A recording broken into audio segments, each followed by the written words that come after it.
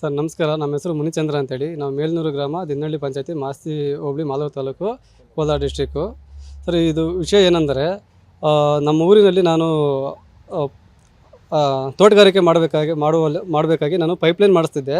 Pipeline ಮಾಡಬೇಕಾದ್ರೆ ನಮ್ಮ ತೋಟಕ್ಕೆ ಅಕ್ರಮವಾಗಿ ನಮ್ಮ ಊರಿನ ಮೊದಲು ವಾಟರ್ಮ್ಯಾನ್ ಆಗಿ ಈಗ ಬಿಲ್ ಕಲೆಕ್ಟರ್ಗೆ ಪ್ರಮೋಟ್ ಆಗಿರೋ ವೆಂಕಟೇಶ್ ಡಿ ಎನ್ ಅವರು ಊರಿನ ಕೊಳವೆ ಬಾವಿ ನೀರು ಅವ್ರ ತೋಟಕ್ಕೆ ಅಕ್ರಮವಾಗಿ ತಗೊಂಡೋಗಿದ್ದ ಪೈಪು ಕಂಡು ಬಂದು ಅದನ್ನು ಅವ್ರು ಬಂದು ನಮ್ಮನ್ನು ಕೇಳಿದ್ದಾರೆ, ಇದು ಏನಕ್ಕೆ ಇಲ್ಲಿ ಪೈಪ್ಲೈನ್ ಮಾಡಿದೆ, ಯಾರನ್ನು ಕೇಳಿದೆ ಏನು ಅಂತ ಕೇಳಿದರು. ನಾವು ಹೇಳಿದೆ, ಇಲ್ಲ ಇದು ನನ್ನ ಪೈಪ್ಲೈನ್ ನನ್ನ ತೋಟಕ್ಕೆ ನಾನು ಮಾಡ್ತಾಯಿದ್ದೀನಿ, JCBಗೆ ಅಡ್ಡಲಾಗಿತ್ತು, ಅದು ಕಿತ್ತೋಗಿದೆ, ನಾನು ಜಾಯಿಂಟ್ ಮಾಡಿ ಕೊಡ್ತೀವಿ ಅಂತ ಹೇಳಿದ್ವಿ. ಆದರೂ ಅವರು ಬಂದು ಏಕಾಏಕಿ ನನ್ನ ಮೇಲೆ ಮತ್ತು ನಮ್ಮ ಅತ್ತೆ ಮಗ ಮೇಲೆ ಹಲ್ಲೆ ಮಾಡಿದ್ದಾರೆ. ಹಲ್ಲೆ ಮಾಡಿ ಇವನ್ನೆಲ್ಲ ಕೈಗೆಲ್ಲ ಗಾಯ ಮಾಡಿದ್ದಾರೆ, ಕತ್ತೆಲ್ಲ ಇಲ್ಲೆಲ್ಲ ಹೊಡೆದಿದ್ದಾರೆ, ಬಲವಾಗಿ ಹೊಡೆದಿದ್ದಾರೆ. ಇದನ್ನು ಅಧಿಕಾರ ದುರುಪಯೋಗ ಪಡಿಸ್ಕೊಂಡು ಸತತ 8-10 ವರ್ಷಗಳಿಂದ ವೆಂಕಟೇಶ್ ಡಿ ಅನ್ನೋರು ಅಧಿಕಾರ ದುರುಪಯೋಗ ಪಡಿಸ್ಕೊಂಡು ಊರಿನ ಕೊಳವೆ ಬಾವಿ ನೀರು ತೋಟಕ್ಕೆ ಉಪಯೋಗಿಸ್ಕೊಂಡು ಒಂದು 6-7 ಎಕರೆ ಜಮೀನು ಕೃಷಿ ಮಾಡ್ತಾಯಿದ್ದಾರೆ ಈಗಲೂ ಪ್ರೆಸೆಂಟು.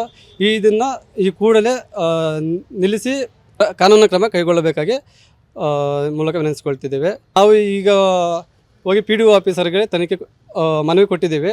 ಅವರು ಇವತ್ತು ಸ್ಪಾಟ್ಗೆ ವಿಸಿಟ್ ಮಾಡಿ ಅವರೆಲ್ಲ ಚೆಕ್ ಮಾಡಿ ಇದರ ಬಗ್ಗೆ ಕಾನೂನು ಕ್ರಮ ಕೈಗೊಳ್ತೇವೆ ಅಂತ ಹೇಳಿದ್ದಾರೆ. ಬಟ್ ನಮಗೆ ಯಾವುದೇ ರೀತಿ ಸ್ಪಂದನೆ ಸರಿಯಾಗಿ ಸಿಕ್ಕಿಲ್ಲ. ನಾವು ಇದ್ರ ಮುಂದೆ ಹೀಗೆ ಇದ್ದರೆ ನಾವು DC ಆಫೀಸಲ್ಲಿ ಮತ್ತು ಬಂದು ಇಲ್ಲಿ ದೂರು ಸಲ್ಲಿಸುತ್ತೇವೆ. ಪೊಲೀಸ್ ಸ್ಟೇಷನಲ್ಲಿ ನಿನ್ನೆ ಇದು ಹಲ್ಲೆ ಬಗ್ಗೆ ನಾವು ದೂರು ನೀಡಿದ್ದೇವೆ. ಇದುವರೆಗೂ ಯಾವುದೇ ರೀತಿ ಕ್ರಮಗೊಂಡಿಲ್ಲ ಸರ್. ಇದುವರೆಗೂ ಯಾವುದೇ ರೀತಿ ತನಿಖೆ ಮಾಡಿಲ್ಲ. ನಾವು ಹಿಂಗೆ ಇದೆ, ನೆಕ್ಸ್ಟು SP ಆಫೀಸ್ಗಳಲ್ಲಿ ಇನ್ಫಾರ್ಮ್ ಮಾಡ್ತೀವಿ. ನನ್ನ ಹೆಸರು ಶಶಿಕುಮಾರ್ ಅಂತ.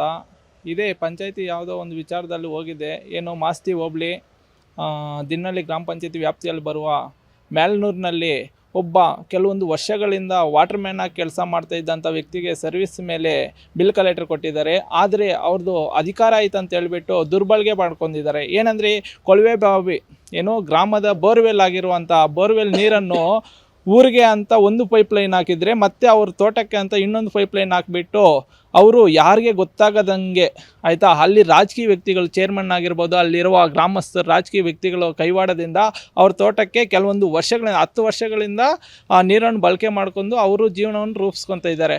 ಇದು ಯಾವುದೇ ಒಬ್ಬ ವ್ಯಕ್ತಿ ತನ್ನ ಜಮೀನಿಗಾಗಿ ಪೈಪ್ಲೈನ್ ಹಾಕುವ ಸಂದರ್ಭದಲ್ಲಿ ಅವ್ರ ಮೇಲೆ ಪೈಪು ಒಡೆದೋಗಿದೆ ಅಂತ ಹೇಳ್ಬಿಟ್ಟು ಅವ್ರ ಹೆಂಡ್ತಿ ಬಂದು ಕೇಳಿದ್ದಾರೆ, ಏನಪ್ಪ ಇಲ್ಲಿ ಮಾಡ್ತಾ ಇರೋದಂದರೆ ನಾವು ನಮ್ಮ ಹೊಲಕ್ಕೆ ಪೈಪ್ಲೈನ್ ಹಾಕ್ತಾಯಿದ್ದೀವಿ, ಅದರಿಂದ ನಾವು ಇದು ಮಾಡ್ತಾಯಿದ್ದೀವಿ ಅಂತ ಹೇಳಿದಾಗ ಅವ್ರ ಮೇಲೆ ಅದು ಒಡೆದೋದ್ರೆ ನೀವು ಹಾಕ್ಕೊಡ್ಬೇಕು ಅಂತ ಹೇಳಿದ್ದಾರೆ.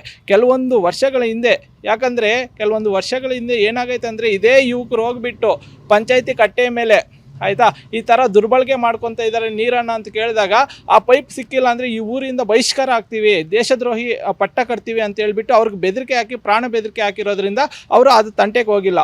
ಆದರೆ ಒಂದು ಪೈಪ್ಲೈನ್ ಹಾಕುವ ಸಂದರ್ಭದಲ್ಲಿ ಅವರು ಸಿಕ್ಕಿಬಿದ್ದಿದ್ದಾರೆ ಆಯಿತಾ. ಸಿಕ್ಕಿಬಿದ್ದಿರೋದ್ರಿಂದ ನಿನ್ನೆ ಕಂಪ್ಲೇಂಟ್ ಆಗಿದೆ. ಕಂಪ್ಲೇಂಟು ಆಗಿದ್ದರೂ ಸಹ ಪೊಲೀಸವರು ಇವತ್ತು 5 ಗಂಟೆ ಆಗ್ತಾಯಿದ್ದು ಯಾವುದೇ ಕಾರಣಕ್ಕೂ ಪೊಲೀಸವರು ಬಂದು ಆ ಹುಡುಗಿಗೆ ಏನಾಗೈತೆ ಎತ್ತಿದ್ದಾನೆ ಅಂತ ಯಾವುದೇ ಕಾರಣಕ್ಕೂ ವಿಚಾರಿಸಿಲ್ಲ. ಒಂದು ವಿಚಾರಿಸಿ ಇಲ್ದಿರೋ ಇರೋದು ಪೊಲೀಸವರು ಒಂದು ನಿರ್ಲಕ್ಷ್ಯತನ. ಒಂದು PDO ಅವರು ಸ್ಪಾಟಿಗೆ ಬಂದಿದ್ದಾರೆ.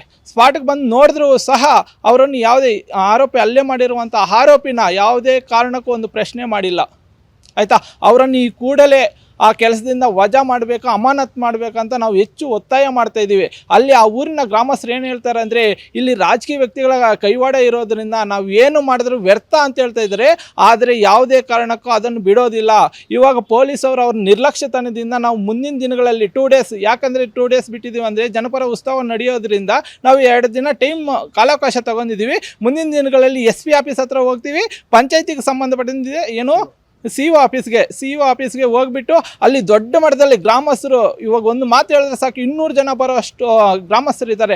ಯಾವುದೇ ಕಾರಣಕ್ಕೂ ಅಲ್ಲಿ ಗ್ರಾಮ ಪಂಚಾಯತಿ ಡೆವಲಪ್ಮೆಂಟ್ ಆಗಿಲ್ಲ, ಅಲ್ಲಿ ಮನೆಗಳಿಲ್ಲ, ಬಡವರಿಗೆ ಯಾವುದೇ ಕಾರಣಕ್ಕೂ ಸೌಲಭ್ಯಗಳು ಸಿಗದಿರ ಗ್ರಾಮ ಸಭೆಗಳು ನಡೀತಾ ಇಲ್ಲ ಅಂತ ಅವರು ಹೇಳಿಕೆ ಕೊಡ್ತಾ ಇದ್ದಾರೆ. ಆದರೆ ಯಾವುದೇ ಕಾರಣಕ್ಕೂ ಆದರೂ ಸ್ವಚ್ಛತೆ ಇಲ್ಲ ಅಂತ ಹೇಳಿದೆ. ಆ ಅಮ್ಮನ ಕರೆಸಿದ್ದೆ, ಊರಿಗೆ ಬನ್ನಿ ಮೇಡಮ್ ನೋಡಿರಂತೆ ಊರಿನ ಪರಿಸ್ಥಿತಿ ಏನು ಅಂತ ಕೇಳಿದಾಗ ಅವ್ರು ಯಾವುದೇ ಕಾರಣಕ್ಕೂ ಊರಿಗೆ ಬಂದಿಲ್ಲ.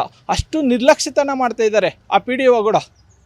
ಇದು ದೊಡ್ಡ ನಮಗೆ ನೋವಿನ ಸಂಗತಿ. ಯಾಕಂದರೆ ಒಬ್ಬ ಅಧಿಕಾರಿ ಆಗಿಬಿಟ್ಟು ಈ ಥರ ನಿರ್ಲಕ್ಷ್ಯತನ ಮಾಡ್ತಾ ಇರೋದು ನಮ್ಗೆ ದೊಡ್ಡ ನೋವಿನ ಸಂಗತಿ ಆಗಿದೆ. ಆದ್ದರಿಂದ ಇದನ್ನು ನಿಮ್ಮ ಮುಖಾಂತರ ಕೇಳ್ಕೊಳ್ಳೋದು ಏನಂದರೆ, ಎಲ್ಲ ಇದರಲ್ಲೂ ಬರಬೇಕು ಆಯಿತಾ, ಅವ್ರಿಗೆ ತಕ್ಕ ಶಿಕ್ಷೆ ಆಗಬೇಕು. ಅವರು ಯಾರು ವಿದ್ಯಾವಂತರು ಇರ್ತಾರೋ ಅಂಥವ್ರಿಗೆ ಜಾಬನ್ನು ನೀಡಬೇಕಂತ ತಮ್ಮಲ್ಲಿ ವಿನಂತಿ ಮಾಡ್ಕೊತಾ ಇದ್ದೀನಿ.